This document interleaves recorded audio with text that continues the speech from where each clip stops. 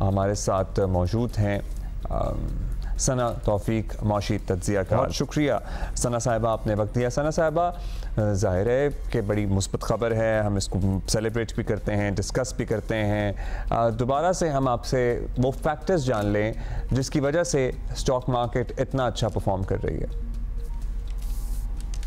जी, सबसे पहले तो हमें ये देखने की ज़रूरत है कि जो ओवरऑल मैक्रो इकोनॉमिक स्टेबिलिटी है, देयर वाज अ टाइम कि हम बात कर रहे थे डिफ़ॉल्ट की 2023 में, तो उसके बाद से फ्रॉम डिफ़ॉल्ट टू अभी जो इकोनॉमिक रिकवरी हम देख रहे हैं, मैक्रो इकोनॉमिक स्टेबिलिटी देख रहे हैं, जिसमें सबसे इम्पोर्टेंट तो हम ये कहेंगे जो IMF का हमने प्रोग्राम एक सक्सेसफुली कंप्लीट किया था, SBA का $3 बिलियन का, और उसके बाद फिर कुछ रिफॉर्म्स लेके, कुछ मेजर्स लेके, कुछ प्री रिक्विजिट्स पूरे करके हमने एक 3 साल का प्रोग्राम जो है 37 मंथ्स का प्रोग्राम EFA फैसिलिटी वो गेन की थी।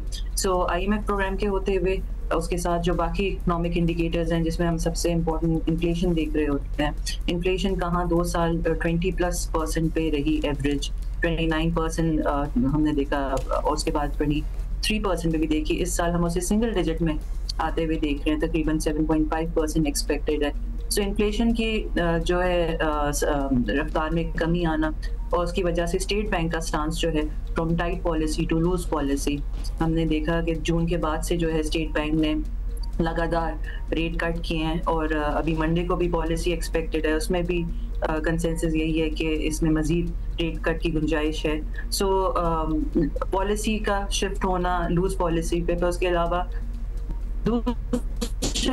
दीगर इकोनॉमिक इंडिकेटर्स जिसमें करंट अकाउंट के नंबर्स हैं, सरप्लस हमारे पास है पहले 5 महीने का, उसके अलावा फिर रिजर्व्स के लेवल हैं जहां डिफॉल्ट के वक्त हम $4 अरब पे आ गए थे स्टेट बैंक के रिजर्व्स, so from $4 billion to right now $12 billion. So ये सारे जो इकोनॉमिक इंडिकेटर्स हैं ये सपोर्ट कर रहे हैं। बट अगर हम स्पेसिफिकली बात करें मार्केट की, मार्केट में लिक्विडिटी का फैक्टर जो है बहुत इंपॉर्टेंट है।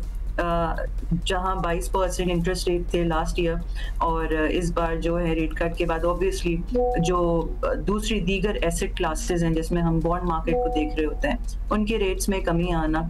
सो वहां से हमने देखा है कन्वर्जन्स हुई हैं म्यूचुअल फंड की, स्पेशली जिनकी वजह से लिक्विडिटी जो बॉन्ड मार्केट से, यानी म्यूचुअल फंड्स जो हैं लोगों ने अपने इक्विटी मार्केट में शिफ्ट कर दिए हैं from the other asset classes, और सर्टनली उसका इम्पैक्ट पड़ा है। अच्छा, एक किसी का मैंने कमेंट पढ़ा या देखा, वो कहते हैं जी स्टॉक मार्केट कितना अहम इंडिकेटर होती है किसी भी मुल्क की मईशत का, ये ज़रूर हमें समझाइएगा, क्योंकि लोग आर्ग्यूमेंट करने वाले करते हैं कि 5 लाख लोग इससे एसोसिएटेड हैं, 6 लाख लोग एसोसिएटेड हैं, लेकिन जाहिर है कि मुल्क के कारोबार भी इसमें लिस्टेड हैं, उस फैक्टर को वो इग्नोर कर देते हैं। ज़रा एक लेमैन के लिए समझाइए कि क्यों है स्टॉक मार्केट मईशत का इंडिकेटर।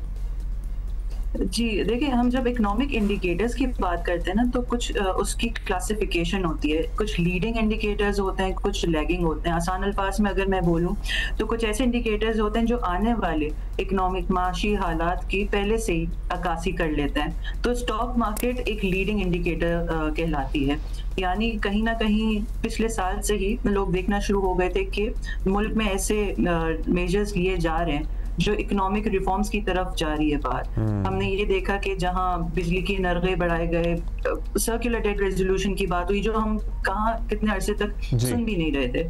सो ऐसे स्ट्रिंजेंट मेजर्स लिए हमने, सो मार्केट ने उसे पहले से इंकॉर्पोरेट करना शुरू किया। And वही चीज सना तौफीक साहिबा, sorry to interrupt, that is all the time we have today, but stock market जबरदस्त परफॉर्म कर रही है।